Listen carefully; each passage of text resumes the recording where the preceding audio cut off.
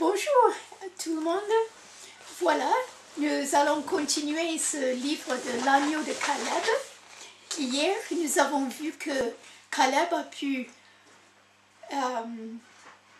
il a pu secourir un agneau tout nouveau-né et il avait dû travailler avec cet agneau toute la journée pour qu'il vive, essayant de lui donner du lait comme il pouvait. Et sinon, il allait être mort avant la tombée de la nuit. Voilà. Donc maintenant, nous commençons chapitre 3. Pendant le souper ce soir-là, Caleb raconta à son père toute l'histoire de Bouclette et de l'agneau. Il ne dit pas combien il eut peur, ni comment il avait dormi sous l'arbre épineux. De toute façon, son père l'avait peut-être déjà deviné. Caleb savait que son père l'avait envoyé délibérément dans cette recherche, pas tant pour le punir que pour lui apprendre une leçon. La vie d'un berger était une vie rude. Il passait de nombreux mois hors de chez lui, loin du village, dans le désert et les montagnes, à chercher des pâturages pour les moutons. « Si tu ne t'endurcis pas dès le départ, lui avait dit son père, tu ne survivras pas. »« Je ne veux pas être berger, » avait protesté Caleb très tôt, car il était à peine sevré. Son père l'avait emmené dans les pâturages. Il n'avait que 5 ans environ. Il s'était agrippé à sa mère, mais elle l'avait repoussé, disant qu'il fallait qu'il s'en aille.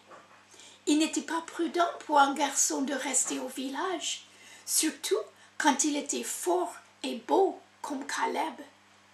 Les maîtres égyptiens étaient jaloux des fils des Hébreux, lui avait-elle dit. Ils pourraient le tuer ou l'emmener comme esclave.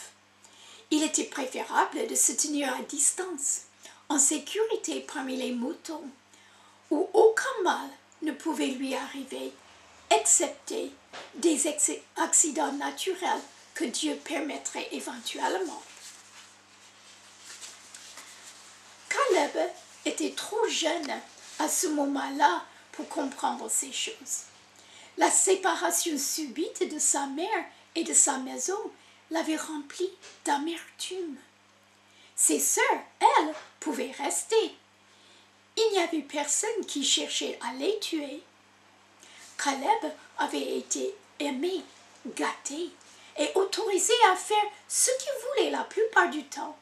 Et soudain, il se trouvait précipité d'une enfance confortable dans la rigueur de la vie nomade. À cette époque, Caleb connaissait à peine son père, Asher, le berger. Il ne voulait pas partir avec lui. Un étranger à la barbe noire, vêtu de peau de chèvre, portant sur lui l'odeur des animaux parmi lesquels il vivait, et sachant à peine comment parler à un si petit enfant. Plusieurs années s'étaient écoulées depuis, et maintenant Caleb était habitué à dormir à même le sol, les pieds auprès du feu. Il avait l'habitude de marcher pendant des kilomètres chaque jour en suivant l'allure des moutons. Il avait appris beaucoup de choses entre-temps, surtout à aimer son père et à presque oublier sa mère et ses sœurs. Il gardait seulement secrètement dans son cœur une affection profonde et toute spéciale pour elle. Le soir, quand les moutons étaient en sécurité dans la bergerie, c'était parfois un abri qu'Asher avait construit de ses mains avec des pierres du désert et des branches épineuses en guise de toit. Quelquefois, c'était une caverne naturelle qui depuis des années avait abrité des moutons. Quand les moutons étaient en sécurité le soir dans la bergerie, Asher faisait un feu et il préparait leur nourriture. Après le repas, il parlait à Caleb, lui disant tout ce qu'il savait au sujet des étoiles, du ciel, des fleurs et des animaux sauvages. Et Caleb écoutait et apprenait. Il parlait aussi des moutons, mais Caleb les haïssait toujours parce qu'il les avait forcés à quitter son foyer et l'en maintenait éloigné. Bien que Caleb apprit beaucoup au sujet des moutons, son père ne pouvait pas lui inculquer de l'amour ou de l'intérêt pour eux, parce que l'amour est une chose naturelle qu'on ne peut forcer. De toutes les histoires que lui racontait son père, Caleb préférait celles de leur propre peuple.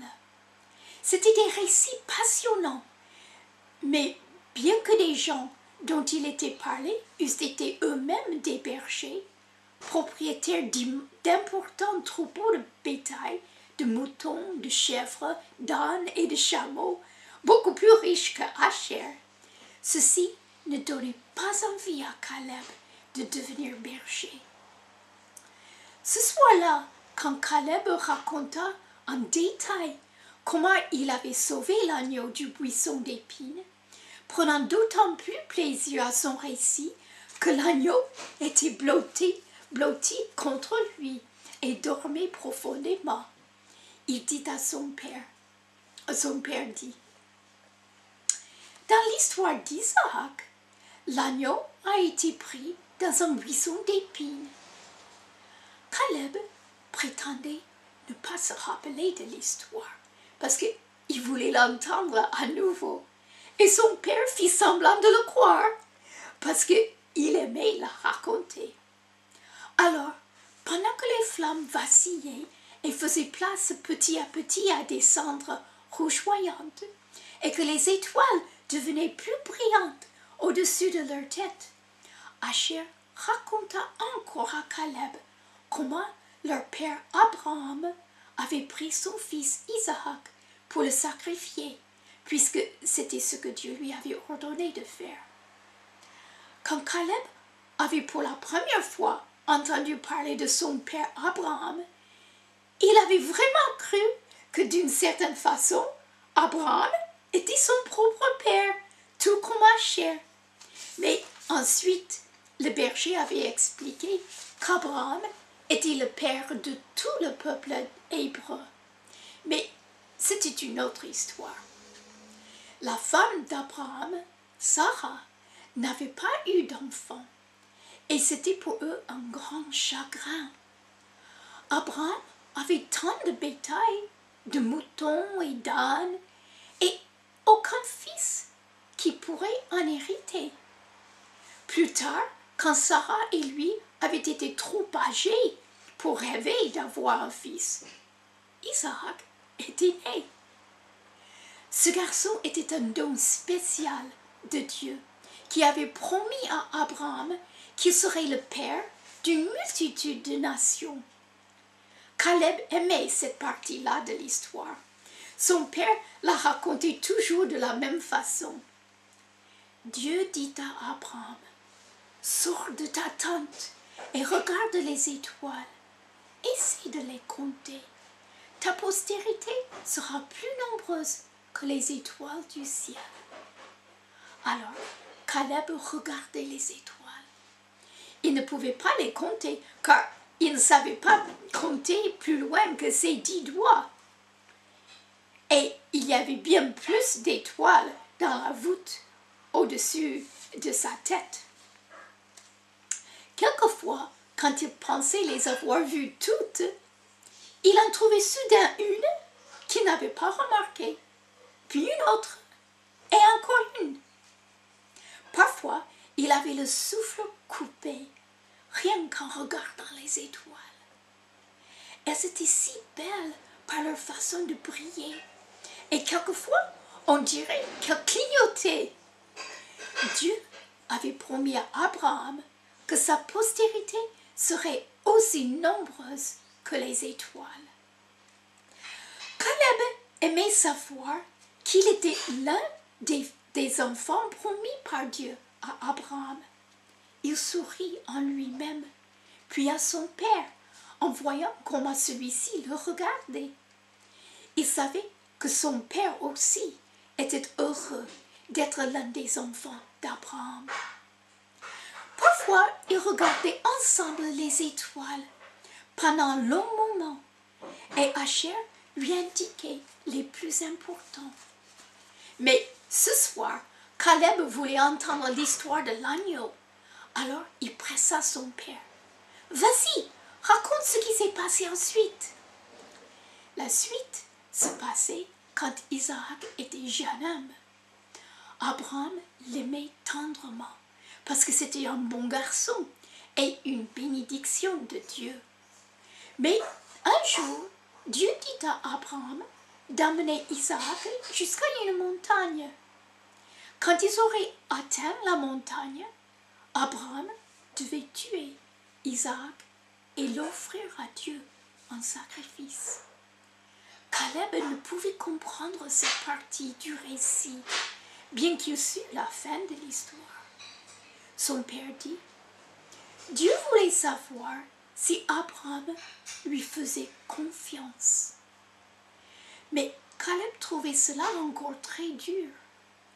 Il se mettait toujours dans la peau d'Isaac, se rappelant le jour où son père était venu, l'avait emmené loin de la maison et où il avait pleuré et s'était agrippé à sa mère en disant « Je ne veux pas y aller, je ne veux pas !»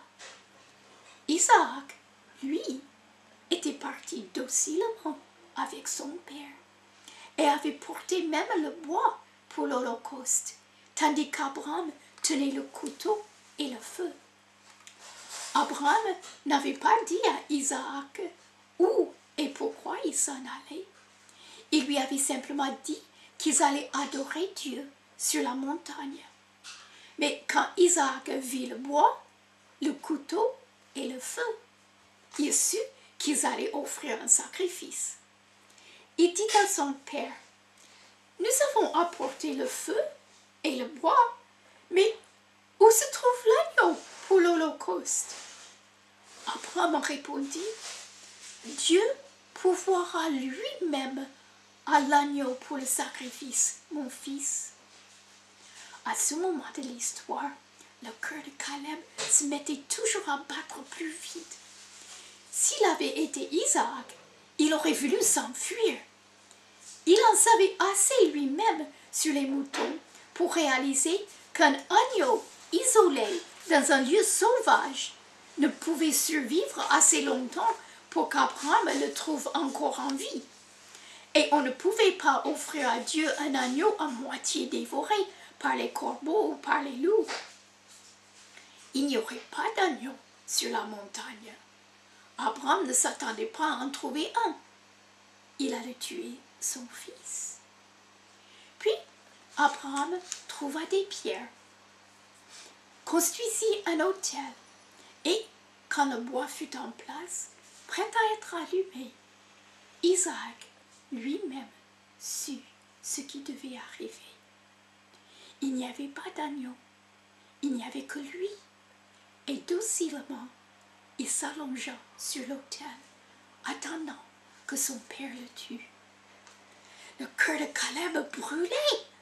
Supposons qu'un jour, Dieu demande à son père de le tuer. Le ferait-il? Caleb serait-il docile comme Isaac et se laisserait-il faire? Tout son corps se mettait à trembler. Ce Dieu était un Dieu étrange. C'était impossible de le comprendre. Mais juste au moment où Abraham allait tuer son fils avec son couteau, continuant à faire confiance à Dieu, il entendit un ange l'appeler. « Abraham, Abraham, ne touche pas le garçon, ne lui fais aucun mal. Maintenant, je sais que tu crains Dieu, parce que tu as été prêt à donner ton fils, ton unique. » Quand Abraham leva la tête, il vit un agneau retenu par les cornes dans un buisson. Il n'y était pas auparavant, sinon il l'aurait vu.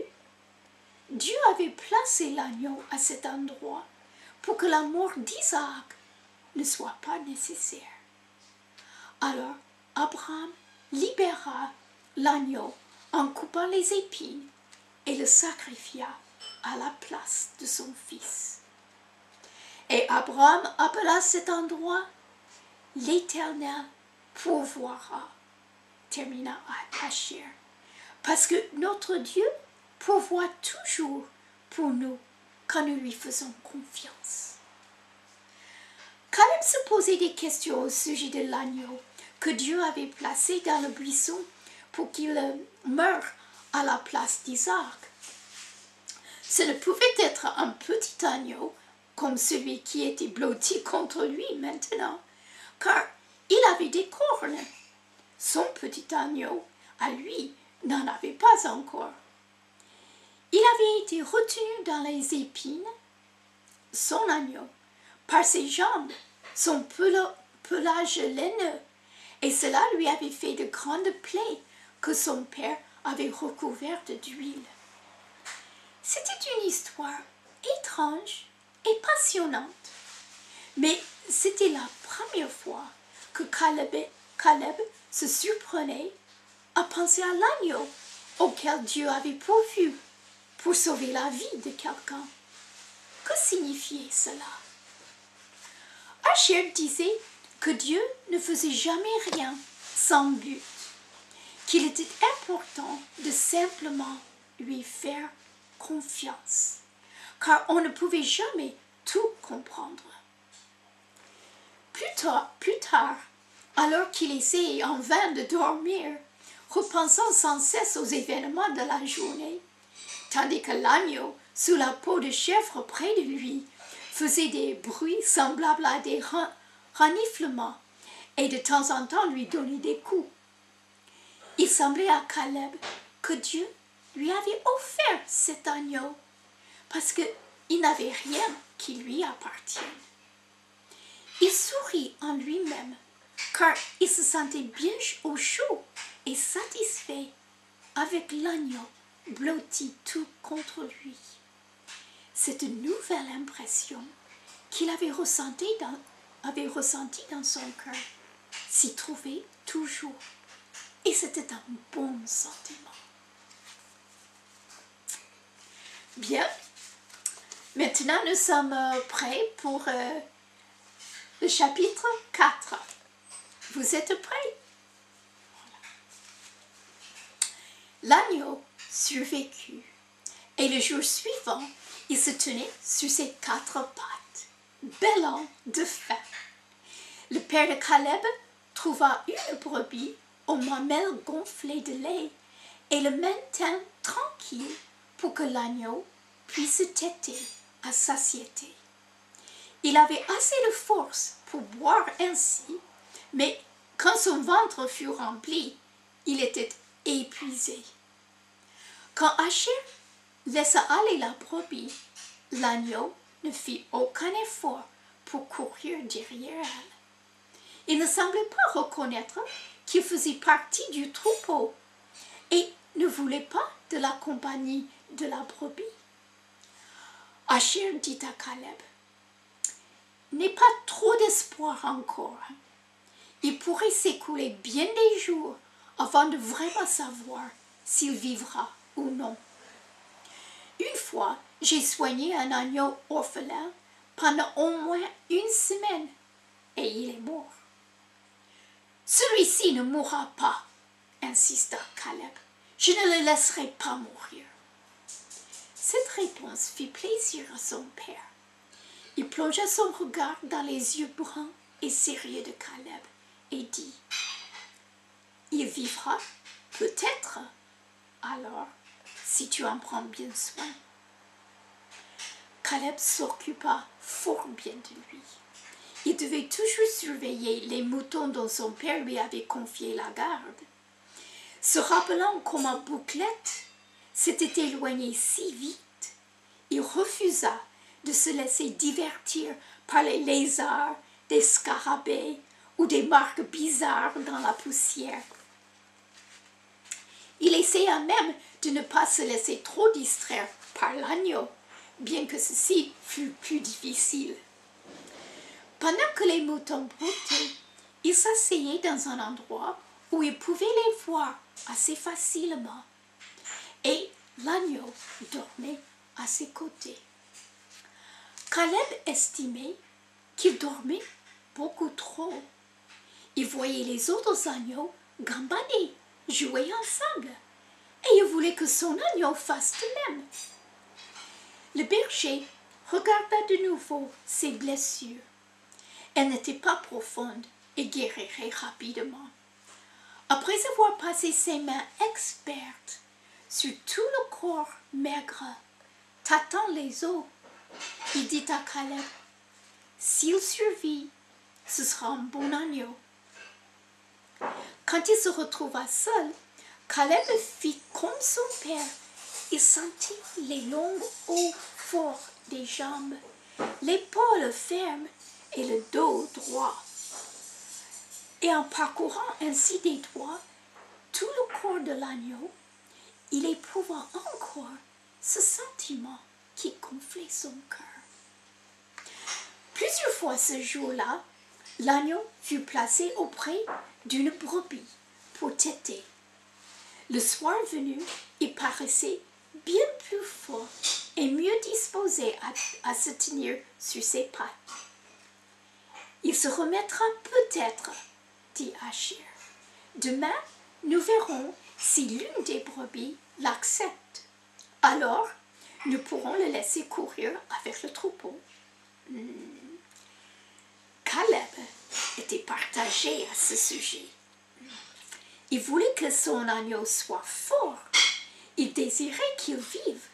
Il savait qu'il était juste que l'agneau reste parmi les autres. Mais, une fois au milieu des autres, il ne serait plus son agneau.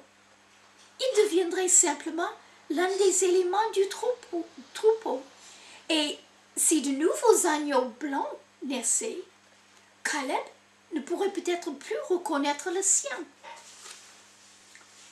Il resta silencieux après que son père eut parlé, n'osant pas le contredire et désirant pourtant tellement exprimer ce qui était dans son cœur. Mais Asher le remarqua.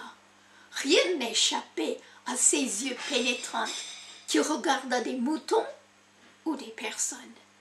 « Que se passe-t-il » demanda-t-il. « Je veux qu'il soit mon agneau, » marmonna Caleb, osant à peine regarder son père et prononcer les mots suivants. « Ne puis-je pas le garder et m'en occuper ?» C'est une rude tâche que d'élever soi-même un agneau. Tu as assez à faire avec le travail que je te donne. Et tu le fais mal. Si ta pensée est tout le temps fixée sur un agneau particulier, tu oublieras les autres et tu me compliqueras les choses.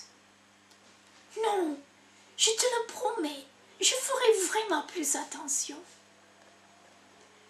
D'où vient ce changement soudain? Demanda Asher. Il y a seulement 2 jours, tu étais pleine d'amertume. Les paroles de son père pénétraient profondément dans le cœur de Caleb. Il savait combien elles étaient justifiées, et pourtant, il savait aussi qu'elles n'étaient plus valables. Ces heures passées avec l'agneau l'avaient tellement transformé. Mais comment pouvait-il expliquer cela à son père? Il n'avait jamais parlé de lui-même auparavant, de ses sentiments et de ce qu'il ressentait. Était très profond, difficile à expliquer. Mais peut-être que son silence même était très significatif et que ses sentiments étaient inscrits sur son visage. Asher pouvait les voir à la lueur du feu. Il dit soudain, « Très bien, l'agneau est à toi. Si tu le soignes bien, il deviendra un bon bélier. » Caleb regarda son père ébahi, pouvant à peine croire ce qu'il entendait. Il savait exactement combien chaque agneau était important aux yeux de son père. Il n'en donnerait pas un facilement.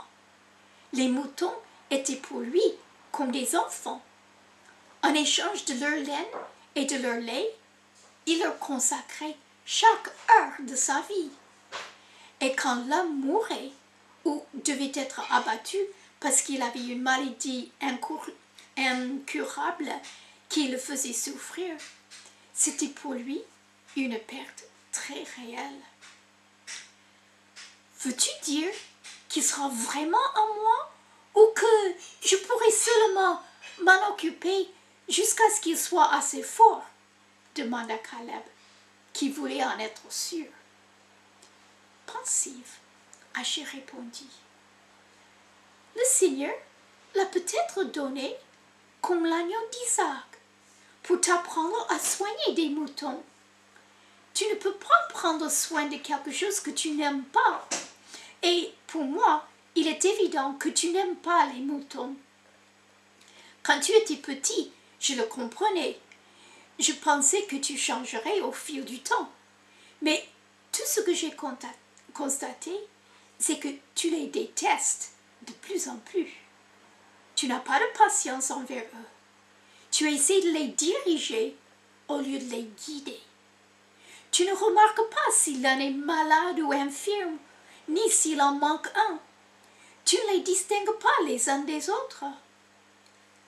Caleb se sentait humilié en entendant ces mots. Tout cela était vrai. Or, fait étrange, peu de temps avant, ces paroles l'auraient mis en colère et sans exprimer à haute voix son amertume, il aurait pensé « Qu'est-ce que ça peut faire? Je ne veux pas devenir berger. Alors, pourquoi m'en ferais-je du souci ?» Mais ce petit agneau avait transformé son cœur. « Je prendrai soin de lui, cria-t-il. Je l'aime vraiment. Je veux qu'il soit à moi. » Haché poursuivit. « Si je vois que tu t'occupes de cet agneau, si tu l'élèves bien, l'année prochaine, je te laisserai en choisir un autre dans le troupeau. Ce sera une bonne chose pour toi d'avoir tes propres moutons. L'ouvrier ne prend jamais autant soin des moutons que le berger. C'est peut-être là mon erreur. Dès le départ, j'aurais dû te donner un agneau pour que tu t'en occupes. » Il regarda fixement Caleb et continua. Tu n'aurais pas laissé Bouclette s'égarer si elle avait été à toi. Mais peut-être était-ce la volonté de Dieu afin qu'il pût te confier cet agneau. Même des paroles si graves ne pouvaient calmer l'excitation de Caleb. Est-il vraiment à moi? Puis-je en faire ce que je veux? Haché réfléchit un moment avant de répondre. Oui, mais souviens-toi, quand tu aimes quelque chose, il te faut penser aux besoins de ce que tu aimes avant de songer à tes propres besoins. Aimer signifie donner.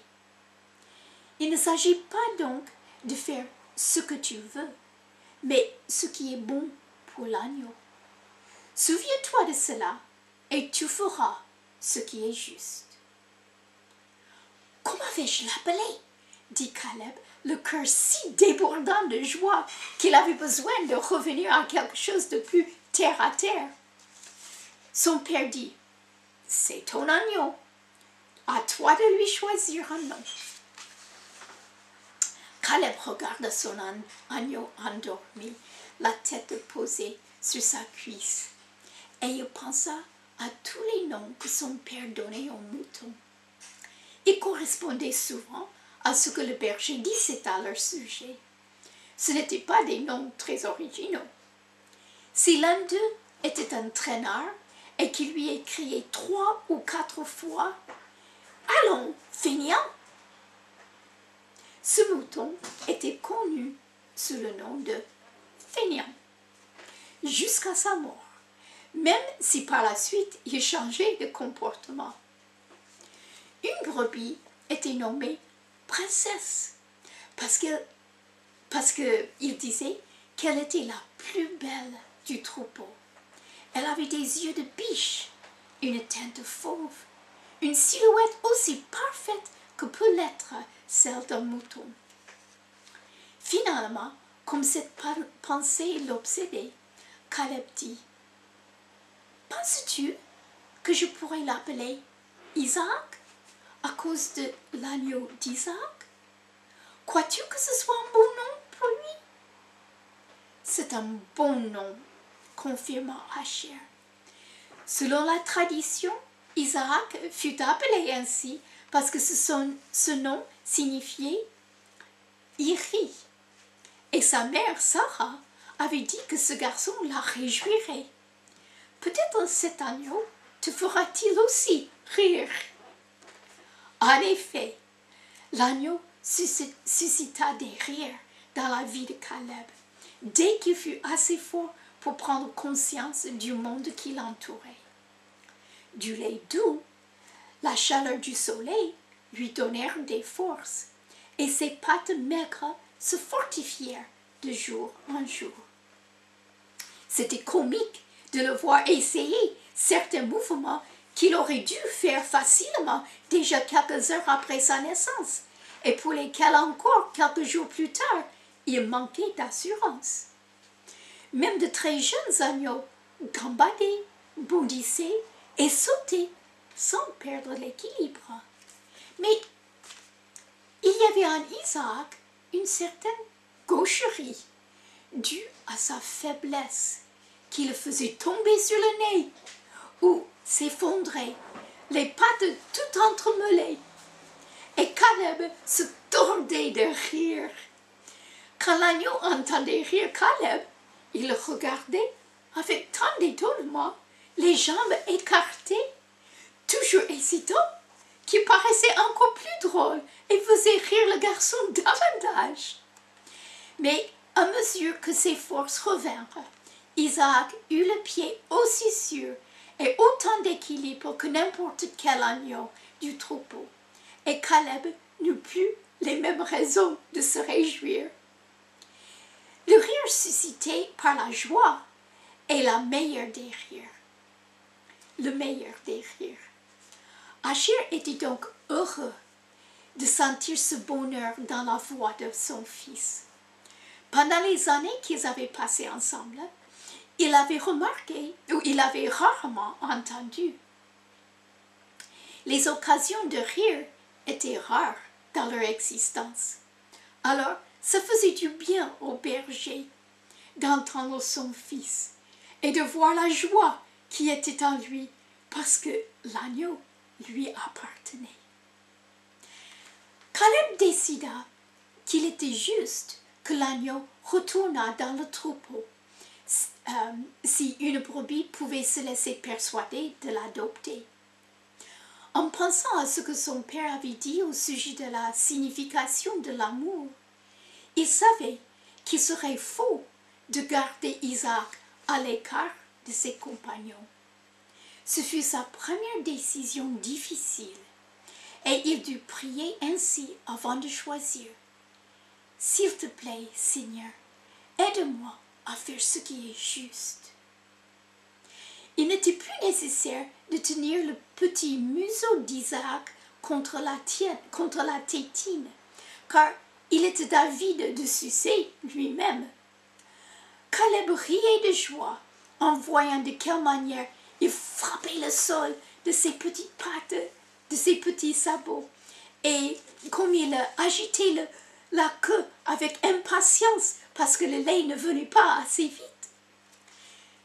La brebis semblait prête à l'accepter, bien qu'elle eût son propre agneau, plus grand qu'Isaac, et tandis que l'agneau blanc tétait d'un côté, son petit à la laine mouchetée tétait de l'autre. Bien que cela lui fît de la peine, Caleb était prêt à laisser Isaac suivre sa mère adoptive et son agneau dans le troupeau. Cependant, Isaac ne semblait pas réaliser qu'il faisait partie du troupeau. Il était heureux de téter, mais une fois rassasié, il cherchait la compagnie de Caleb, déterminé à le suivre lui, et lui seul, où qu'il allât. Caleb, bien sûr, en était tout heureux. Pourtant, il sentait que son devoir était d'essayer de remettre Isaac dans le troupeau. Et une fois, il le laissa même parmi les moutons, espérant obtenir ainsi un meilleur résultat. Mais après avoir fixé les autres, les oreilles dressées, les yeux étonnés, Isaac ouvrit toute grande sa bouche et bêla avec anxiété pour appeler la seule mère à laquelle il était vraiment attaché. « Tu es censé rester avec les autres, » le grondait Caleb, venant à son secours. Il le voyait si effrayé et seul, mais il y avait dans sa voix une joie qu'il ne pouvait déguiser. Quand il dit à son père comment il avait encouragé Isaac à s'intégrer dans le troupeau, Asher fut amusé par la conclusion triomphale de Caleb. « Mais il faut rester avec moi. Il peut, n'est-ce pas? » « Je ne vois pas comment tu peux l'en empêcher, » dit le berger en riant. « Que tu le veuilles ou non, cet agneau t'a adopté. Mais ne le laisse pas s'immiscer dans ton travail. » Et la suite, nous l'entendrons demain. Au revoir tout le monde.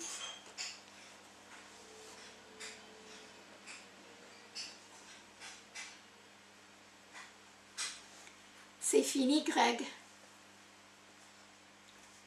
Greg, c'est fini.